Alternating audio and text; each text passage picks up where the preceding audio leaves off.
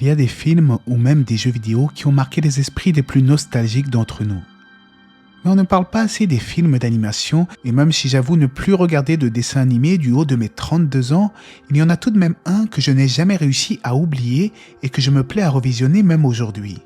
C'est un plaisir sans cesse renouvelé que de regarder le film d'animation The Land Before Time, que l'on peut traduire littéralement par La Terre avant le temps. Cependant, le titre pour la version française s'avère être Le Petit Dinosaure et la Vallée des Merveilles. Sorti en 1988, le film est produit par Steven Spielberg et réalisé par Don Bluth, un réalisateur connu dans le monde du dessin animé, notamment pour des films à succès comme Fievel et le Nouveau Monde, ou même Anastasia, sorti quant à lui en 1997.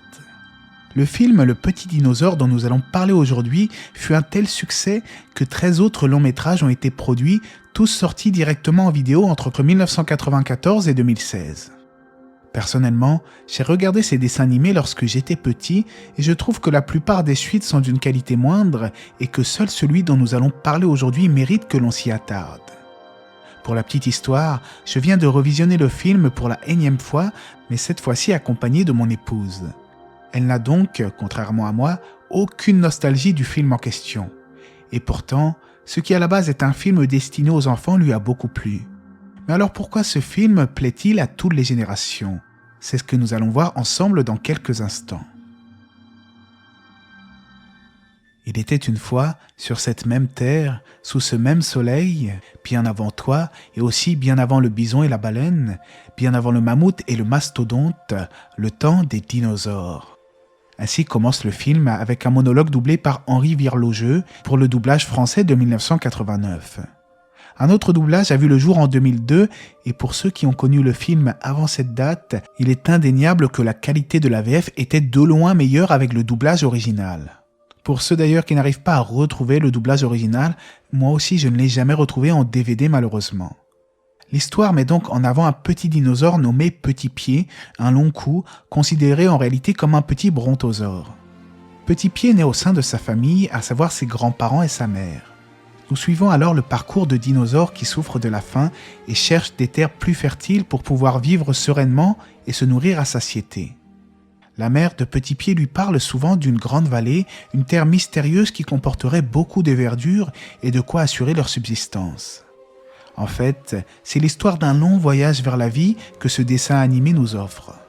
Mais lorsque Petit Pied s'éloigna un peu trop des siens au cours d'une nuit, un tyrannosaure, appelé alors Dents Tranchantes pour le film, s'attaqua à lui et sa mère réussit à le sauver in extremis.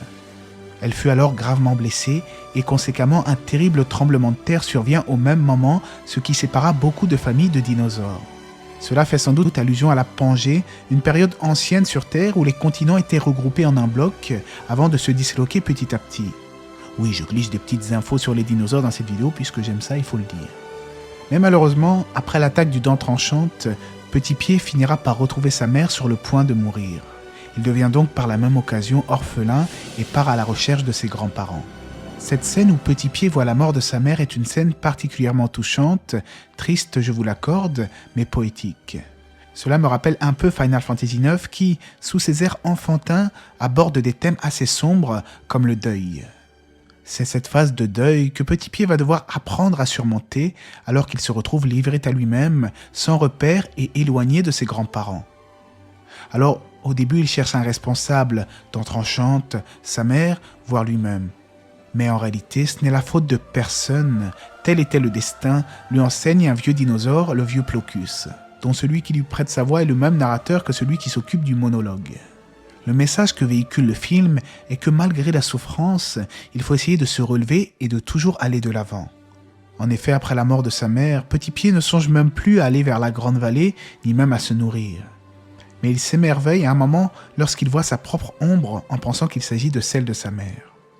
Lorsqu'il a finalement compris qu'il était vraiment seul, c'est la rencontre de ses nouveaux amis qui va l'aider à se ressaisir et à reprendre goût à la vie.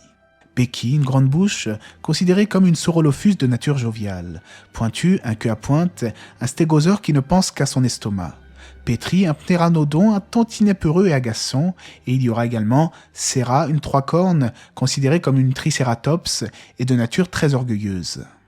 Et c'est là qu'on en arrive au deuxième grand thème du film, la diversité.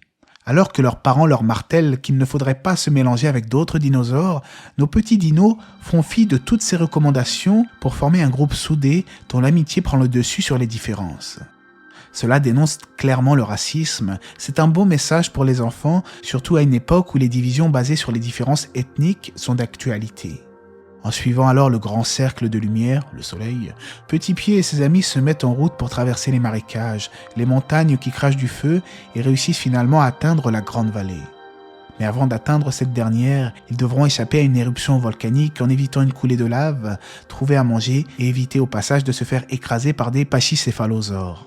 Mais surtout, ils devront affronter l'effroyable dent tranchante, le tyrannosaure responsable de la mort de la mère de Petit Pied. Finalement, Petit Pied et ses compagnons retrouveront leurs familles respectives. Même si sa mère est morte, c'est les grands-parents de Petit Pied qui vont prendre soin de lui. En dehors des thèmes abordés et de l'efficacité indéniable du film, le succès est sans doute dû également à la bande-son composée par James Horner. Et pour cause, la musique originale du petit dinosaure Whispering Winds a été ensuite utilisée pour accompagner l'introduction du 64e Festival de Cannes en 2011, ainsi que toutes les éditions suivantes. Pour anecdote, le film est sorti en novembre 1988, soit quelques mois après l'assassinat de Judith Barcy, le 25 juillet 1988, qui double Becky. Becky, c'est le petit dinosaure grande bouche féminin qui utilise fréquemment, en VO, l'expression yep yep yep, c'est-à-dire oui oui oui. Expression qui sera d'ailleurs gravée sur la nouvelle tombe de Judith Barcy en 2004, sur l'initiative de ses fans. En définitive, je dirais que ce film qui a bercé l'enfance de beaucoup d'entre nous peut aisément se laisser regarder encore aujourd'hui par les jeunes comme par les plus anciens. A contrario de certains films d'animation actuels sans queue ni tête, ce dessin animé profond arrive à nous captiver avec une histoire allant du deuil jusqu'aux questions traitant du vivre ensemble. Les jeunes, lorsqu'ils sont enfants, ont cette innocence naturelle, cette naïveté de s'accepter les uns les autres, peu importe leurs différences. Et c'est ce qui est clairement mis en relief dans ce chef-d'œuvre signé Don Bluth. Si vous aussi vous avez grandi avec ce film, n'hésitez pas à en discuter avec la communauté dans l'espace commentaire et de me dire ce qui vous a le plus touché dans ce film. Dans tous les cas, j'espère que cette vidéo vous aura intéressé. C'était Vivix, je vous dis à la prochaine, ciao à tous.